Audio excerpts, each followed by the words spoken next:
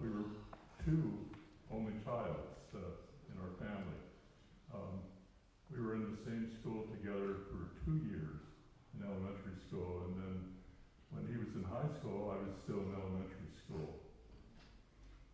When we got older, however, when I was in high school, and he was at Stanford, we really developed a strong relationship.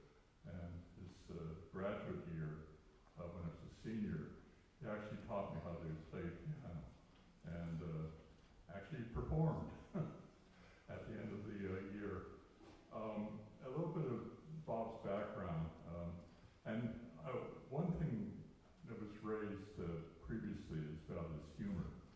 And back in the day, he was not politically correct, but some of the more gentle jokes that he made was, he once commented that he was born one day after his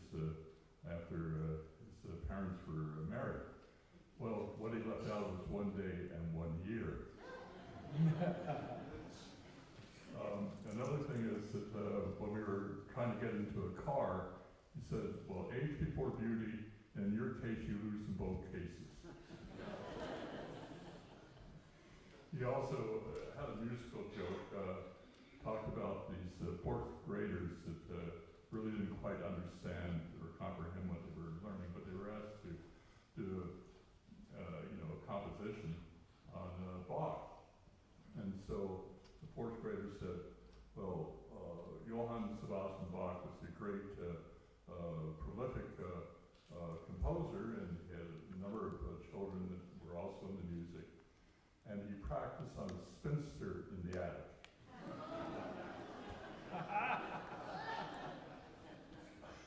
But a little bit about Bob's background. He lived his first 8.5 years in the Sunset District in San Francisco. I don't know much about it. I was quite young at the time.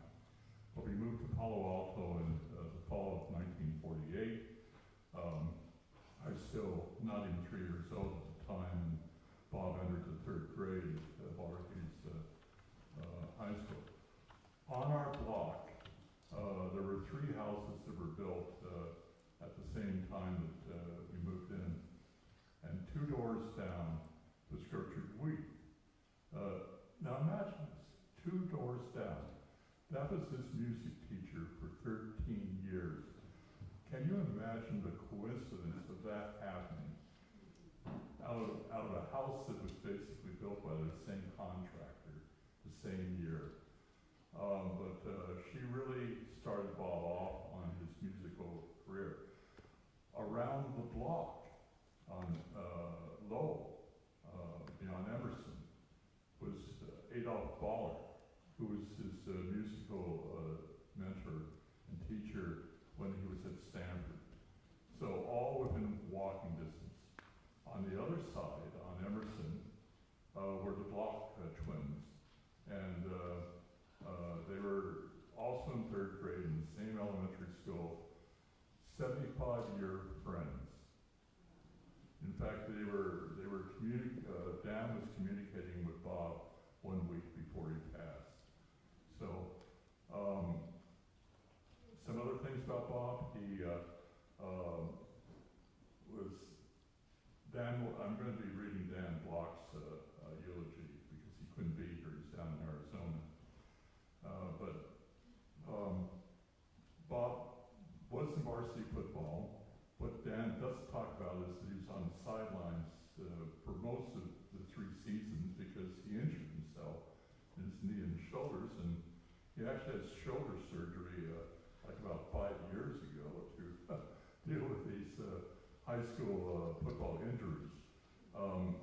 He went to Stanford, and at that point he played soccer for 1 year because he didn't want to mess with his hands. But then he concentrated on his music.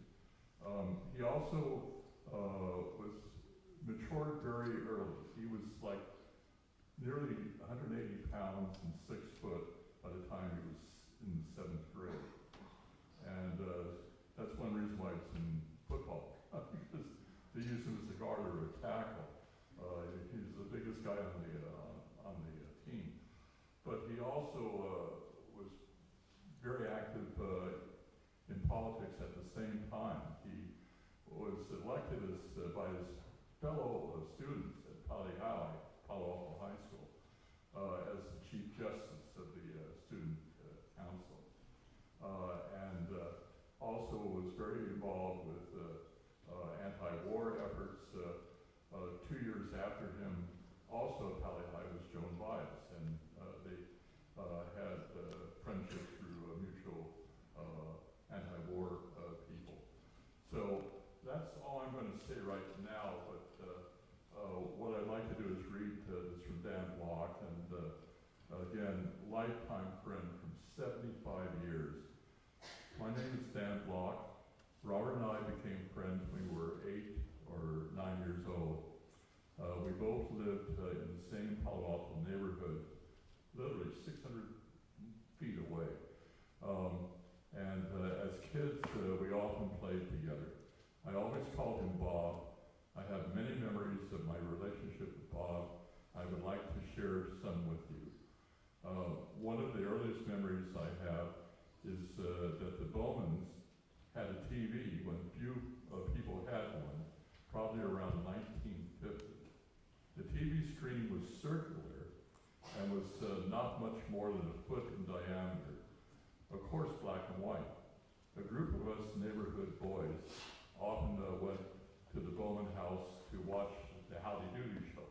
Also watch Flash Gordon, I might add.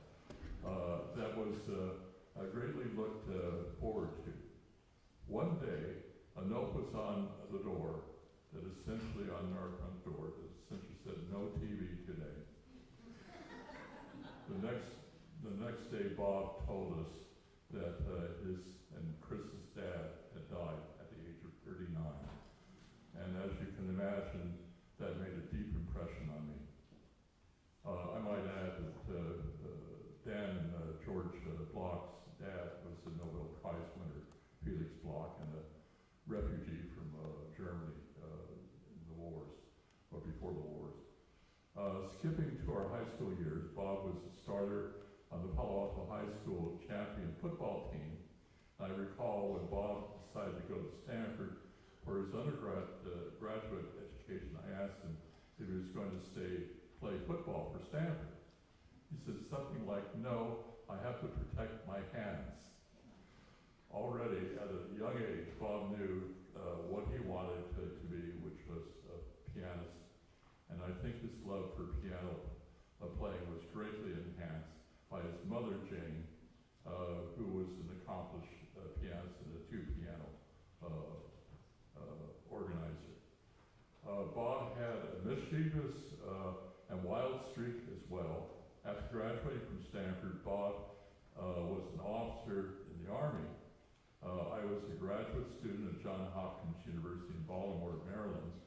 On one occasion, myself and another childhood friend of ours, Steve, were with him at his officers' club in New York City, and we got roaring drunk, and all kinds of silly things happened. We had a marvelous time. In the 1970s, we both belonged to the Mr. Nyland Gurdjieff group, a spiritual group in Sonoma County.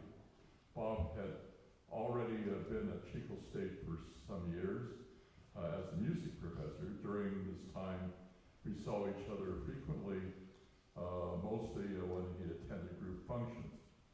There he played the piano for music composed by Gurdjieff. Bob played music at Alida, Dan's wife, at my wedding in 1980. Over the next 40 plus years, we always kept in touch, at least talking to each other on birthdays. We shared what our sibs and our kids were up to and other aspects of our lives.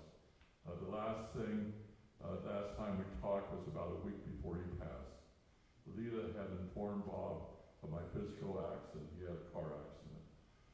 And we talked about that and his upcoming concert.